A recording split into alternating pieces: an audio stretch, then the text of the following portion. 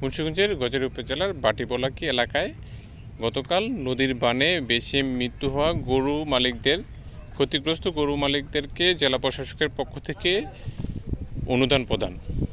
আজ রবিবার 25শে মে জেলা প্রশাসক নিচে উপস্থিত থেকে গরু মালিকদেরকে নগদ 30,000 টাকা এবং 30 কেজি করে চাল অনুদান প্রদান করেন।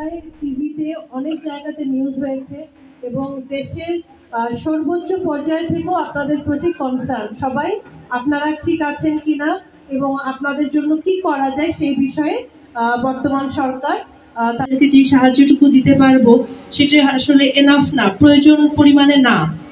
তো আমরা হয়তো চেষ্টা করেছি প্রতিটি গরুর জন্য 30,000 টাকা করে আপনাদের জন্য বরাদ্দ দিতে, কিন্তু আমার আশা আসলে সেই জন্যে না। আমার আশা হচ্ছে আপনাদের সাথে দেখা হওয়া এবং আপনাদের দুঃখ কষ্টটা একসাথে ভাগাভাগি করে নেওয়া, সেই জন্যই আমি এসেছি এবং আপনাদের সবার সাথে দেখা না করলে আমার কথা আপনাদের সাথে দেখা করার আগ পর্যন্ত আমি আসলে খুব ভালো বোধ করছিলাম না। আজকে সারাদিনই আমার এখন গিয়েও 5টার সময় একটা মিটিং আছে, তো সেটার পরেও আমার মনে হচ্ছিল যে আপনাদের সাথে যদি দেখা হয় তাহলে সেটা আমার জন্য একটা ভালো অনুভূতি হবে এবং আমার মনে হবে যে আপনাদের কষ্টের ভাগিদার আমি হতে পেরেছি।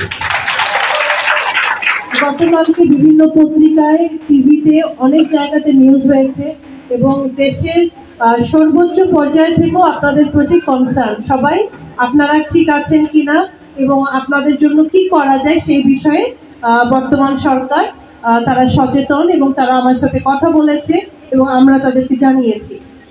তো ইনশাল্লাহ আমরা যতটুকু পারবো আজকে, যেটা প্রত্যেকটি গরুর জন্য 30,000 টাকা এবং প্রত্যেকটি গরুর জন্য 30 কেজি করে চাল, এভাবে আমরা চেষ্টা করব। জেলা পরিষদের ফান্ড থেকে আমরা এই টাকাটা এবং উপজেলা থেকে আমরা সবাই মিলে সেই চালের বিষয়টা অ্যারেঞ্জ করা হয়েছে এবং লেখা হয়েছে অলরেডি। পানি সম্পদ কর্মকর্তা, আমাদের উপজেলা নির্বাহী কর্মকর্তা, ওনারা লিখেছেন মৎস্য প্রাণী সম্পদ মন্ত্রণালয়ের জন্য, আমি সেটা ফরওয়ার্ড করেছি এবং সেখানে অলরেডি কথাও বলেছি।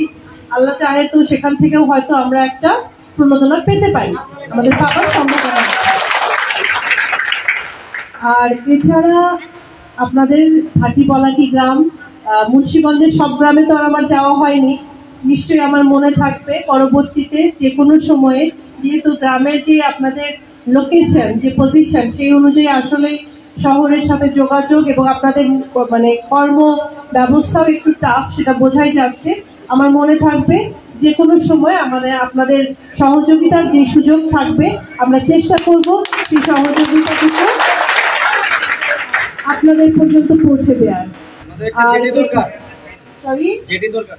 যেটি দরকার, আচ্ছা ঠিক আছে, ইনশাল্লাহ ইউনো সাহেব অলরেডি আমাকে বলেছেন এই বিষয়ে, আমরা চেষ্টা করব খুব দ্রুতই। নিশ্চয়ই আপনারা যেটি পেয়ে যাবেন।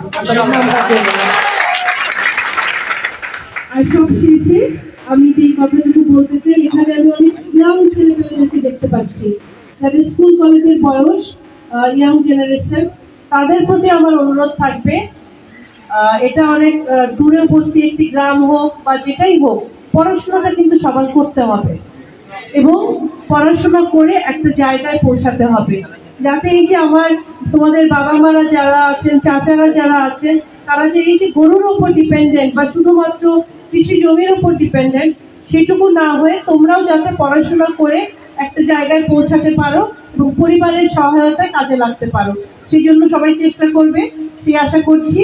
এবং আপনাদের সকলকে আপনাদের একত্রিত হবার জন্য ধন্যবাদ জানাচ্ছি, আর একই সাথে সহমর্মিতা প্রকাশ করছি যে যেই ক্ষতিটা আমাদের হয়ে গেছে সেই ক্ষতি হয়তো পোষাবার না, কিন্তু আমরা পাশে আছি, আমরা সাথে আছি, নিশ্চয়ই আমরা কোনো না কোনো ভাবে এই ক্ষতি ওভারকাম করবো, অতিক্রম করবো। সকলকে ধন্যবাদ।